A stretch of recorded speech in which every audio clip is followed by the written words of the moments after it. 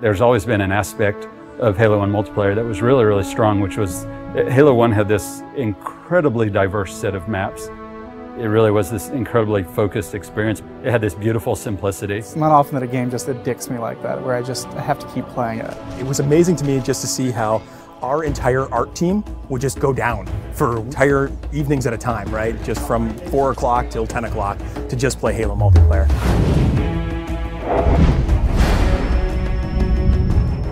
It wasn't that easy to just go through and say, oh, well, these are the maps that shipped with the original ones and this is what we're going to do, because we wanted to do something bigger around the 10th anniversary. We also had to think about the existing Reach player base, and we didn't want to fragment it. We were looking at it from the player's perspective in the current day with the current abilities and saying, how would I play this level and what do I think is missing? So we looked at maps from the Halo series entire, including Halo CE for PC and even Halo 2. And we thought, which of the maps are people's favorites that work well with the Reach engine and work well with modern kind of gameplay?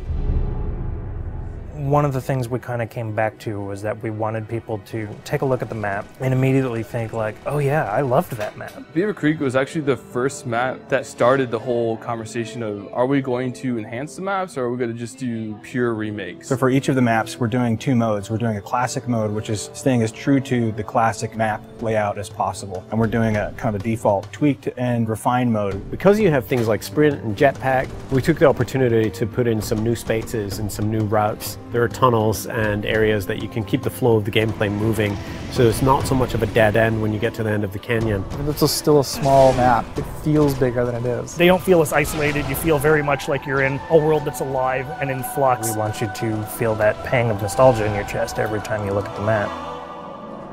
We chose Timberland because it was kind of an unsung classic. Probably one of the best vehicle maps. I spent a lot of time in custom servers on Halo PC just playing Team Slayer on it. The map itself is actually 20% smaller than what it used to be. On the art side, we've added a lot more tree cover. There's a big canopy of trees which kind of envelop the play space more. I'd like to think of this as Central Park, New York City. Here's this beautiful landscape, but right on the edge of a city all around them. There's so many tight turns that there are lots of places for you to get hung up on and grenaded. Just fun stuff happens. What other FPS do you get to put colorful flowers and green grass on your map?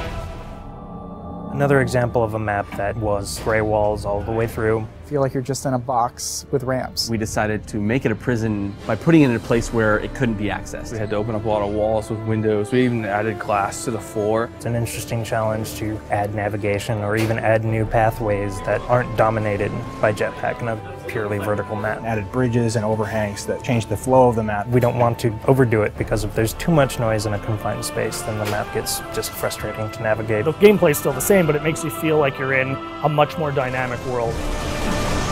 Damnation is a good example of really pretty much purple walls, and that's what represented the Covenant theme. We kind of left it to certain affinity to think about, like, well, can they give this map a context? And I think they started by looking in the room with the waterfalls. We really wanted to give people a sense that they were in this water processing plant or this facility that had to deal with these natural elements. The bottom area at the base of the waterfall, there used to be spaces in between them, so you had to jump from the 3 spaces that extended out. Now that's just a single walkway. You didn't realize the first time you played it in the original, but now there's all these ledges and different opportunities to get around your opponent and flank them that weren't there before. I think with our additions, so you don't accidentally fall to your death all the time, and also the jetpack, that map has really changed a lot, just the general flow, and it's a lot of fun to play. This location we chose is kind of where the genesis of Firefight began. It's a place where you stop and you defend. Traditionally, Firefight, you've never really had the Marines fighting with you, and that's something we were able to do, and we thought, well, if we can pull this off, this is going to be a nice new take on Firefight. Now it's you, your friends, and some buddies, or if you're playing by yourself, now you actually have some help. Honestly, there's just nothing better than hopping online with a buddy, getting in a warthog, just killing some grunts. It's fun.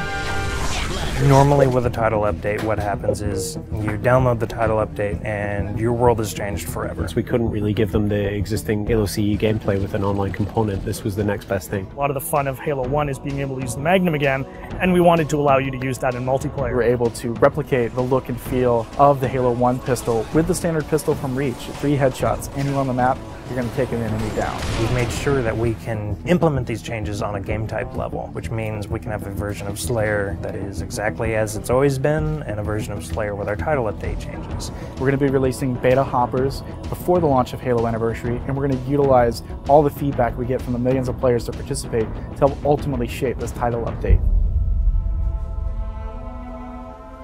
If people take away one thing from the Halo Anniversary DLC, it's the realization that those old classic maps still feel really modern. It's like a brand new map all over again once you get the armor abilities in there. The soul of all of these maps are still very present, and in fact, in many ways, they're enhanced now. Overall, the campaign and the multiplayer, it just hasn't aged in the way that we expected it to feel.